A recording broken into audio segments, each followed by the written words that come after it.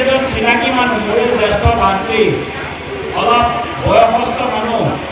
মই আমাৰ কেণ্ডিডেট যিজন আমাৰ বিপক্ষে থিয় হৈছে তেখেতক কৈছোঁ যে ব্ৰহ্মপুৰ সমষ্টি আই মাতৃসকলক বহুত দৰকাৰ আছে, হয়নে নহয়? অৰুণোদয় লাগিব, ৰেচন কাৰ্ড লাগিব, ৰাস্তা লাগিব।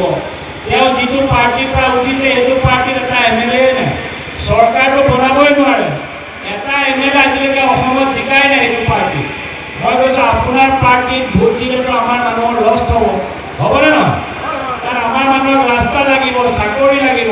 সেইকাৰণে মই তেওঁক কৈছোঁ, বয়সো হৈছে, মই কৈছোঁ দাদা মিছা মিছে আপুনি ইলেকশ্যনৰ কাৰণে ঘূৰি কষ্ট কৰি থকাতকৈ এইটো বয়স আপোনাৰ ভগৱানৰ নাম লোৱা, হয়নে নহয়? ভগৱানৰ নাম চাম লৈ এক প্ৰসং নাম কৰি ৰাতিপুৱা ধুতি পাঞ্জাবী পিন্ধি নাতি পুতিৰ লগত ধুনীয়াকৈ পৰিয়ালৰ লগত ভাত পানী খাই আপুনি অকণমান স্বাস্থ্যৰ যত্ন ল'ব লাগিব, হয়নে নহয়?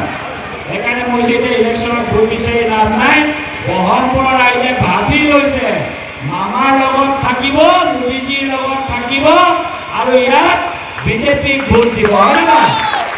সেইকাৰণে কেণ্ডিডেটজন আহিলে আপোনালোকে ভালকৈ বুজাই দিব। তেখেতক ক'ব আপুনি এতিয়া ৰেষ্ট কৰক, হয়নে নহয়?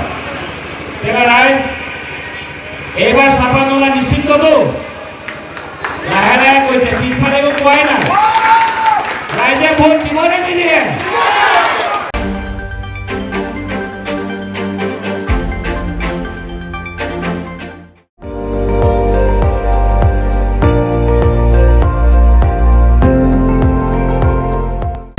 আপুনি চাই আছে ND24, সৰ্বশ্ৰেষ্ঠ নহয় সৰ্বোত্তমৰ দৌৰ।